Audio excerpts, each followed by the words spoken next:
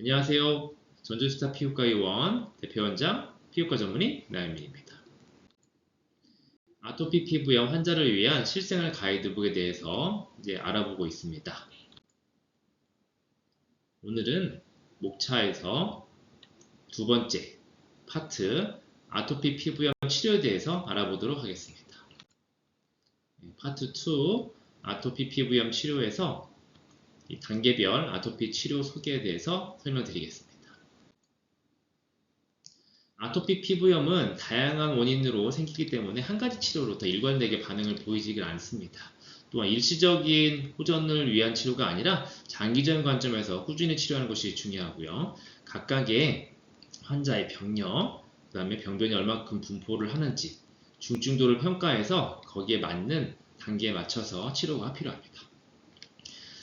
한국 아토피 피부염 치료 가이드라인인데요. 2024년에 발표되었습니다. 저희 대한 아토피 피부염 학회에서는 정기적으로 전 세계에 있는 논문과 검증된 것들의 어떤 에비던스, 증거를 가지고 각각의 나라별, 그러니까 한국인에 맞춰서 아토피 피부염에 어떻게 치료하는 게 맞는지를 항상 리뉴얼해서 업데이트를 하고 있습니다. 보시면 경증, 중등증, 중증으로 나눠서 치료를 할 수가 있고요. 가장 기본 치료는 보습, 그다음 세정과 목욕, 알레르기 항원 회피, 그다음에 교육 프로그램, 이런 영상들이 교육 프로그램이죠. 이런 것들이 기본 치료로 되어 있습니다.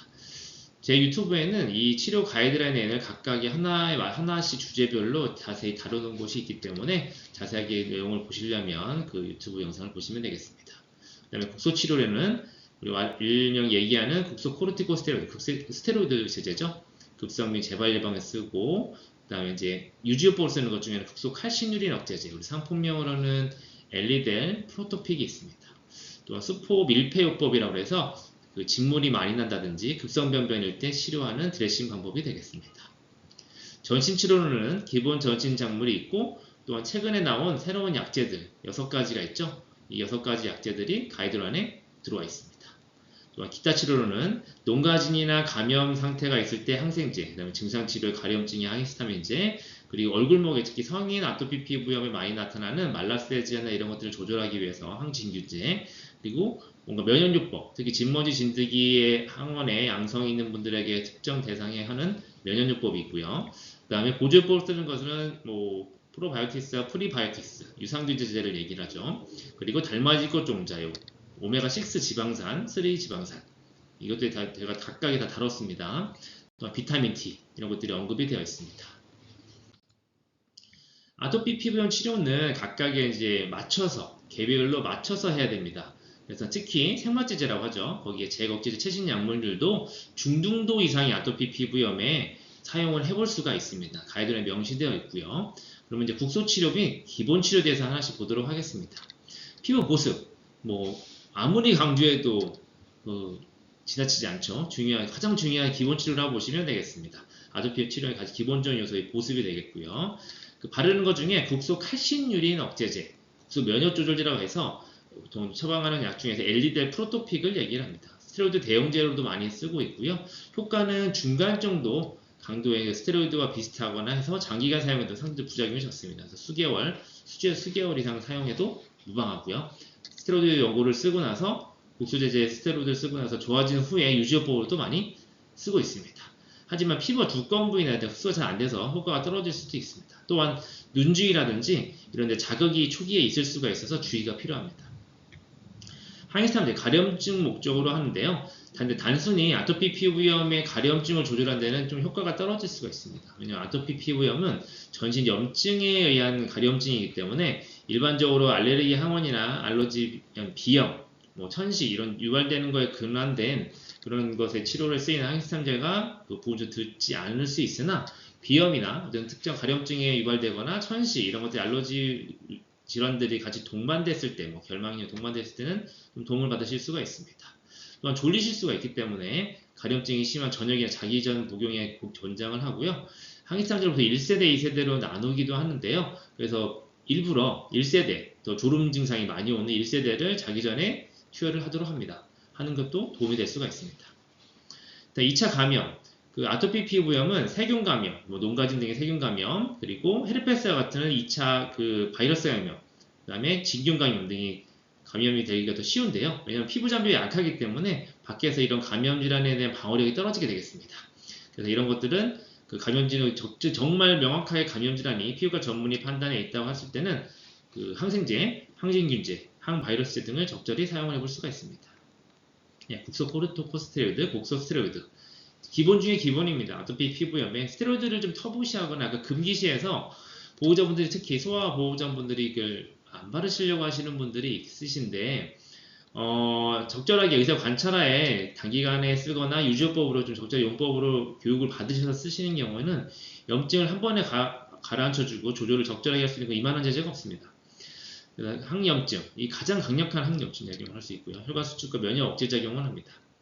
피부 부위 나이에 따라서 의사 판단을 했어야 되고요.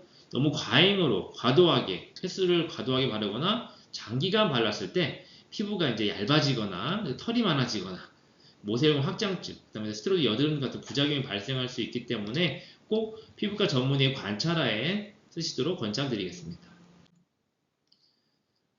바르는 스테로이드 다시 또 자세히 보시면 피부 염증을 조절하는 목적으로 씁니다. 그래서 전신 스테로이드를 쓰게 되면 부작용이 더 많기 때문에 바른 제제를 사용을 하게 되고요. 국소 부위에 집중적으로 쓸 수 있도록 나오게 됩니다. 그러니까 약한 정도와 중간 아래 정도를 써도 대부분 증상이 조절되기 때문에 굳이 강한 강도가 1번, 2번 되는 강한 걸 쓰실 필요는 없고요. 그래서 의료진과 상의해서 써야지 부작용이 거의 없게 조절할 수가 있습니다. 그리고 붉고 거친 피부에 호전될 때까지 사용을 하는데요. 보통 기간상으로는 한 1, 2주 정도 쓰는 건 좀 무방을 하고요. 보통 기본적으로 같은 부위에 연속으로 4주 이상 쓰지 않는 것이 원칙입니다. 하지만 이제 4주 이상 안 쓴다고 해서 1, 2주 만에 그냥 단번에 끊어버리시는 분들이 있는데 이제 스테로이드가 항염증이나 이런 데 좋지만 또한 리바운딩, 다시 반동 현상이죠. 재발하는 게 크기 때문에 그 의사의 관찰하에 서서히 줄여나가거나 아니면 아까 말씀드린 칼슘이나 억제제 같은 면역 조절제로 바꿔서 유지요법을 쓰는 게 중요합니다. 예, 여기도 나타났듯이 무조건의 기피로 태선이나 이런 것들이 점점 아토피가 점점 진행하는 것은 안 좋기 때문에 의사와의 상담 후에, 피부과 전문의와 상담 후에 적절하게 조절하시는 것을 추천드립니다.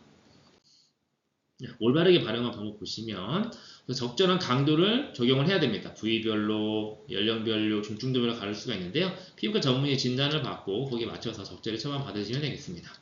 단계적 치료 보시면 증상이 호전되면 낮은 강도로 바꾸시는 겁니다. 아까 말씀드린 것처럼 하루에 2번 정도 바르시다가 좋아지면 하루에 1번 정도, 그러다 격일, 주 2회 이렇게 하시면 훨씬 도포하는 거를 기간을 늘릴 수 있습니다.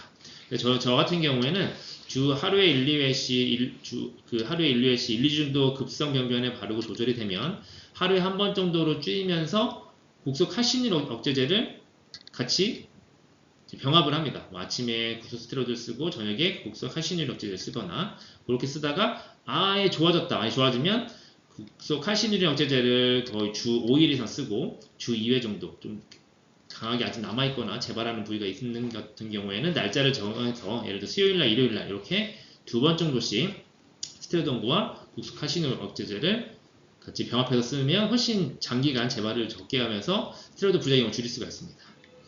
조기 치료는 증상이 심해지기 전에 연고를 사용해서 총 시간의 사용량을 감소시키는 방법이 있고요. 조기에 염증을 가라앉혀주는 거죠. 사용량은 성인 손가락의 한마디 양이 어른 2손바닥 넓이 정도에 사용할 수 있는 양 정도 펴서 바르시면 그 도포 양이라든지 횟수라든지에 따른 그런 부작용을 줄일 수가 있습니다. 아침에 사용하면 하루에 1번 사용할 때 아침에 사용합니다. 왜냐하면 아침에 우리 몸에서 나오는 스테로이드가 오전 8시에 제일 많이 분비가 되거든요. 그래서 아침에 보통 스테로이드 복용하는 경우도 아침 오전 8시에 우리 몸에 나올 때 시간에 같이 복용하는 것이 부작용이 적다라고 되어 있습니다. 목욕 후에 사용하는 것은 목욕 후에는 피부 장벽이 촉촉하게 있을 때 바르는 것이 더 효과적이고 흡수율이 좋기 때문에 그때 바르시는 것이 효과적입니다. 아토피 PMC는 전문 치료입니다. 각각의 약물들인데요. 사이클로스포린이라는 약을 전신에 아토피 표현, 중등도 이상 아토피 표현이 있을 때 피부과 전문의들이 제일 많이 처방하는 약이 되겠습니다. 가장 대표적인 면역 억제제라고 보시면 되고요. 이 사이클로스포린은 원래는 장기 이식 환자들이 먹는 약입니다. 장기 이식을 받게 되면 면역이 공격할 수 있기 때문에 면역을 억제시키는 게 필요한데요. 특히 신장 이식 환자들이 이런 장기 시험에도 제일 많이 드시는 약 중에 하나입니다. 그래서 응용해서 아토피 피부염에 썼던 건데요. 이미 뭐 수십 년간의 데이터가 있는 대체적으로 소화에도 쓸 수 있는 안전한 약이 되겠습니다. 하지만 이 부작용 중 가장 대표적인 것이 혈압을 올릴 수 있습니다. 그래서 저는 중등도 이상의 아토피 피부 환자분들이 내원하시면 병원에서 가장 먼저 하는 게 혈압을 잽니다. 그리고 신장 독성이 있을 수 있고요. 뭐 간 독성 등 부작용들이 있기 때문에 정기적으로 혈액 검사와 혈압 측정을 하면서 드시면 대부분 안전하게 드실 수가 있습니다. 또 다른 여러 가지 다른 약제들도 있는데 이 중에서 가장 대표적인 건데 메토트레세이트라는 면역제도 쓸 수가 있습니다. 또 아토피 피부에 요새 제일 많이 쓰는 면역제제는 두 가지예요. 사이클로스포린하고 메토트레세이트. 전신 스테로이드 요법은 가능하면 만성적인 아토피 피부염에는 스테로이드 먹는 약을 가급적 쓰지 않는 게 좋습니다. 리바운딩 현상이 좋고 장기간 복용했을 때 부작용이 생길 수가 있기 때문에 저 같은 경우 특히 일반적인 아토피 피부염, 만성 아토피 피부염에 스테로이드를 쓰는 경우에는 구제요법, 정말 진물이 너무 심하고 급성염증이 너무 심해서 단기간에 빨리 조절을 할 때 그럴 때나 정도의 단기간을 쓸지 저는 스테로이드를 먹는 약을 아토피 피부염에 특히 만성적인 아토피 피부염 환자한테 쓰는 것을 추천을 드리진 않습니다. 스테로이드 대신에 사이클로스포린을 대체적으로 써야 됩니다. 광선 치료입니다. 광선 치료는 제가 요새 많이 하고 있는 치료인데요. 아토피 피부염 국소 치료부터 할 수가 있고요. 손광선은 손수준이 많이 나타나면 손광선, 두피에는 두피광선, 전신에는 이게 전신광선을 할 수 있는데 가급적 아토피 피부염 전신광선으로 저는 잘 하진 않습니다. 전신광선 하다 보면 이게 피부에 자극을 불필요해 있는 곳에 줄 수 있기 때문에 아토피 피부염에 국소적으로 할 수 있는 국소광선, 그 다음에 손광선, 발광선, 두피광선 이런 것들 국소적으로 쪼이는 광선 치료를 저는 아토피 피부에 적극적으로 하고 있습니다. 이 광선 치료의 목적은 항염증이고요. 면역을 억제시키는 효과가 있고 항수양증의 효과가 큽니다. 그래서 가려움증이라든지 태선화에 확실히 효과가 있거든요. 하루에 한두 번만 해봐도 효과가 나타나는 경우가 많이 있습니다. 주 2, 3회 정도 규칙적 치료가 필요한데 주 1, 2회, 주 1회 정도씩 정기적으로 잘 받으셔도 염증이 잘 조절되거나 태선화가 좋아지는 것을 보실 수가 있습니다. 또 아토피 피부염에 건강보험 적용이 되시기 때문에 특히 소화, 약을 드실 수가 없는 임산부들도 적극적으로 치료를 받으실 수가 있습니다. 국내에서는 네로밴드라고 하죠. 단파장 UVB가 널리 쓰이고 있습니다. 이 광선 치료는 제가 유튜브에도 영상을 2개 다 따로 올려놓은 영상이 있기 때문에 그걸 참고로 하시면 좋겠습니다. 다음은 생물학제제인데요. 생물학제제가 요새 신약으로 많이 개발되어 있습니다. 그래서 신약이 6개가 개발되어서 출시가 되어 있는데 생물학제제가 3가지가 있고 제거제제가 3가지가 출시가 되어 있고 마지막에 나와 있는 네몰리주밥이라고 하는 생물학제제는 지금 출시 예정입니다. 올해 나올 거라 2026년에 출시할 예정입니다.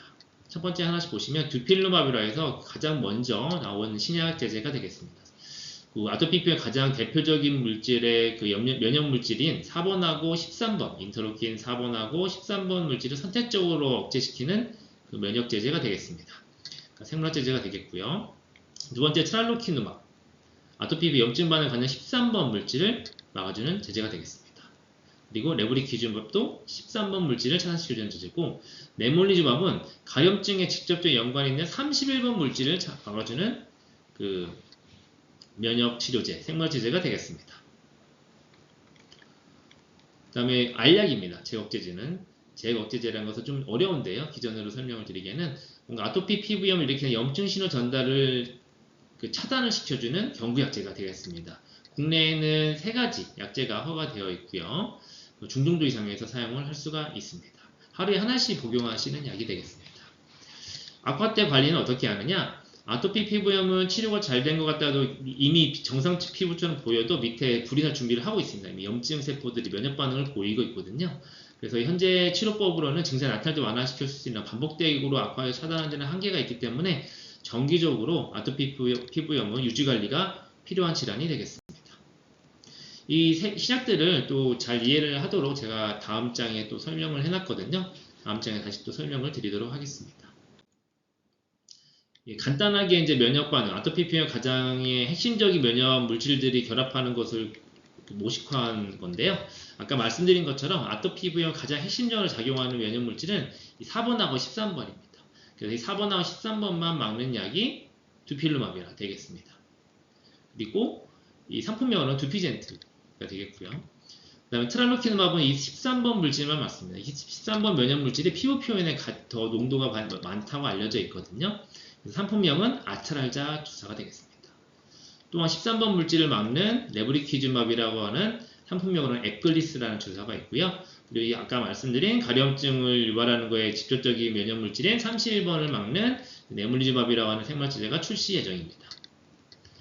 잭억제제는 여기 수용체라고 해서요. 이 물질들이 결합을 해서 이 세포 내로 핵으로 들어가서 염증 반응을 일으키는데 이 밑에 달라붙는 물질을 잭 물질이라고 합니다. 이 중에서 잭1, 잭2, 3, 틱2 이렇게 나눠지는데요. 그 중에서 잭억제제는 아토피 비염의 잭억제제들은 잭1을 막아주는 약이 두 가지가 있고요. 잭1과 잭2를 둘 다 막아주는 약이 한 가지가 있습니다. 그래서 이 세 가지 약이 출시되어 있습니다. 그 중에서 잭1과 잭2 두 가지를 둘 다 막아주는 약이 바리스티닙이라고 해서 하는 약이고요. 상품명은 올루미안트가 되겠습니다. 그리고 잭1만 막아주는 약이 두 가지가 있는데요. 아브로스티닙, 상품명으로는 시빙코가 되겠고요. 우파다시티닙, 상품명으로는 림버크가 되겠습니다. 그래서 우리나라에서도 활발하게 사용되는 약제는 현재 생물제제 이 세 가지하고 잭억제제 세 가지가 되겠습니다. 그래서 앞으로 출시되는 네물리즈맙 생물제가 추가가 되면 현재 중등도 이상의 아토피, 중증 아토피 피부염에 사용하실 수 있는 선택 약제는 7가지가 되겠습니다.